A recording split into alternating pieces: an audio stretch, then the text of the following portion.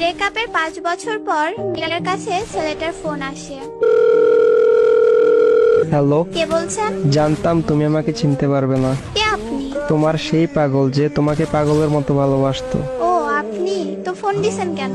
আমি ফোন রাখলাম। একটু দাঁড়াও প্লিজ, একটু কথা বলবো। আমি অপরিচিত কারোর সাথে কথা বলি না। একটা সময় তো অনেক পরিচিত ভাবতে আমাকে।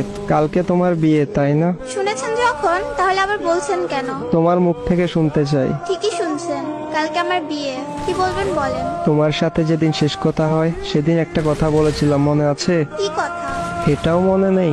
বলেছিলাম যেদিন তোমার বিয়ে হবে সেদিন এই দুনিয়া থেকে হারিয়ে যাব। শুধু শুধু পাগলামি করবেন না। সত্যি আমার কপালটা একবারেই খারাপ। ভেবেছিলাম আমার মুখে কথা শুনে বলবে তুমি কি ভেবেছো, তুমি মরে গেলে আমি বেঁচে থাকবো, কিন্তু ভুল ভেবেছিলাম। তুমি তো আমাকে ভালোই বাসনি কোনোদিন।